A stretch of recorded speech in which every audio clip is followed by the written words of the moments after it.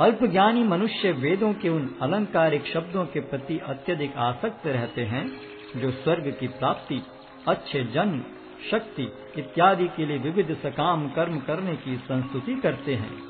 इंद्रिय तृप्ति तथा ऐश्वर्य में जीवन की अभिलाषा के कारण वे कहते हैं कि इससे बढ़कर और कुछ नहीं है। जो लोग इंद्रिय भोग तथा भौतिक ऐश्वर्य के प्रति अत्यधिक आसक्त होने से ऐसी वस्तुओं से मोहग्रस्त हो जाते हैं, उनके मनों में भगवान के प्रति भक्ति का दृढ़ निश्चय नहीं होता। वेदों में मुख्यतया प्रकृति के तीनों गुणों का वर्णन हुआ है। हे अर्जुन, इन तीनों गुणों से ऊपर उठो, समस्त द्वैतों और लाभ तथा सुरक्षा की सारी चिंताओं से मुक्त होकर आत्मपरायण बनो। एक छोटे से कूप का सारा कार्य एक विशाल जलाशय से तुरंत पूरा हो जाता है। इसी प्रकार वेदों के आंतरिक तात्पर्य जानने वाले को उनके सारे प्रयोजन सिद्ध हो जाते हैं। तुम्हें अपना कर्म करने का अधिकार है, किंतु कर्म के फलों के तुम अधिकारी नहीं हो। तुम न तो कभी अपने आप को अपने कर्मों के फलों का कारण मानो, न ही कर्म न करने में कभी आसक्त हो। हे अर्जुन, जय अथवा पराजय की समस्त आसक्ति त्याग कर समभाव से अपना कर्म करो, ऐसी समता योग कहलाती है। हे धनंजय, भक्ति के द्वारा समस्त गर्हित कर्मों से दूर रहो और उसी भाव से भगवान की शरण ग्रहण करो। जो व्यक्ति अपने सकाम कर्म फलों को भोगना चाहते हैं, वे कृपण हैं। भक्ति में संलग्न मनुष्य इस जीवन में ही अच्छे तथा बुरे कार्यों से अपने को मुक्त कर लेता है। अतः योग के लिए प्रयत्न करो, क्योंकि सारा कार्य कौशल यही है। इस तरह भगवत भक्ति में लगे रहकर बड़े बड़े ऋषि, मुनि अथवा भक्तगण अपने आप को इस भौतिक संसार में कर्म के फलों से मुक्त कर लेते हैं। इस प्रकार वे जन्म मृत्यु के चक्र से छूट जाते हैं और भगवान के पास जाकर उस अवस्था को प्राप्त करते हैं जो समस्त दुखों से परे है।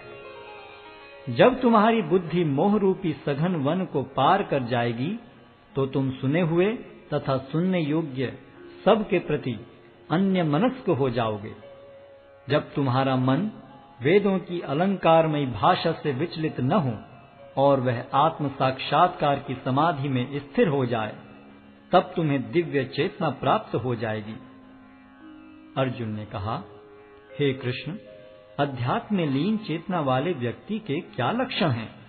वह कैसे बोलता है तथा उसकी भाषा क्या है? वह किस तरह बैठता और चलता है?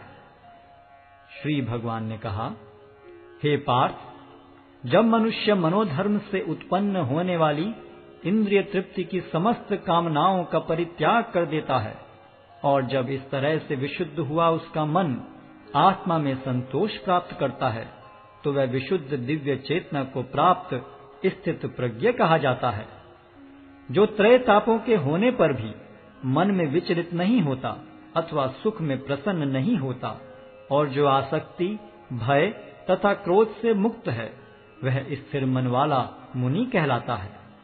इस भौतिक जगत में जो व्यक्ति न तो शुभ की प्राप्ति से हर्षित होता है और न अशुभ के प्राप्त होने पर उससे घृणा करता है, वह पूर्ण ज्ञान में स्थिर होता है। जिस प्रकार कछुआ अपने अंगों को संकुचित करके खोल के भीतर कर लेता है, उसी तरह जो मनुष्य अपनी इंद्रियों को इंद्रिय विषयों से खींच लेता है, वह पूर्ण चेतना में दृढ़ता पूर्वक स्थिर होता है। देहधारी जीव इंद्रिय भोग से भले ही निवृत्त हो जाए, पर उसमें इंद्रिय भोगों की इच्छा बनी रहती है। लेकिन उत्तम रस के अनुभव होने से ऐसे कार्यों को बंद करने पर वह भक्ति में स्थिर हो जाता है। हे अर्जुन, इंद्रियां इतनी प्रबल तथा वेगवान हैं कि वे उस विवेकी पुरुष के मन को भी बलपूर्वक हर लेती हैं, जो उन्हें वश में करने का प्रयत्न करता है।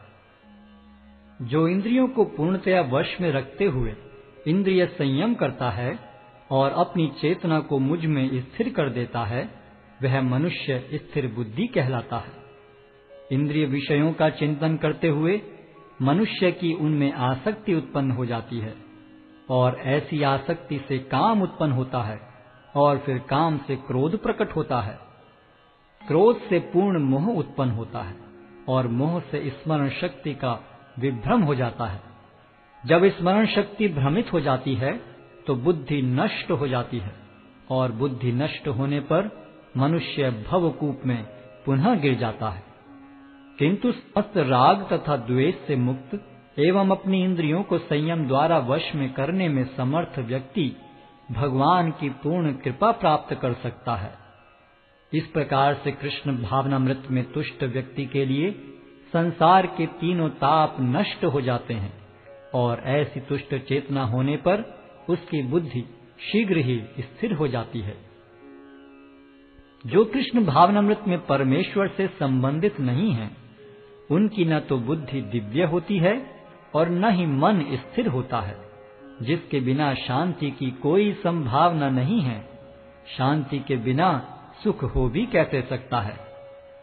जिस प्रकार पानी में तैरती नाव को प्रचंड वायु दूर बहा ले जाती है, उसी प्रकार विचरणशील इंद्रियों में से कोई एक जिस पर मन निरंतर लगा रहता है, मनुष्य की बुद्धि को हर लेती है। अतः हे महाबाहु, जिस पुरुष की इंद्रियां अपने अपने विषयों से सब प्रकार से विरत होकर उसके वश में हैं, उसी की बुद्धि निस्संदेह स्थिर है। जो सब जीवों के लिए रात्रि है, वह आत्म संयमी के जागने का समय है, और जो समस्त जीवों के जागने का समय है, वह आत्मनिरीक्षक मुनि के लिए रात्रि है। जो पुरुष समुद्र में निरंतर प्रवेश करती रहने वाली नदियों के समान इच्छाओं के निरंतर प्रवाह से विचलित नहीं होता और जो सदैव स्थिर रहता है, वही शांति प्राप्त कर सकता है, वह नहीं जो ऐसी इच्छाओं को तुष्ट करने की चेष्टा करता हो। जिस व्यक्ति ने इंद्रिय तृप्ति की समस्त इच्छाओं का परित्याग कर दिया है, जो इच्छाओं से रहित रहता है, और जिसने सारी ममता त्याग दी है तथा अहंकार से रहित है, वही वास्तविक शांति को प्राप्त कर सकता है। यह आध्यात्मिक तथा ईश्वरीय जीवन का पथ है, जिसे प्राप्त करके मनुष्य मोहित नहीं होता।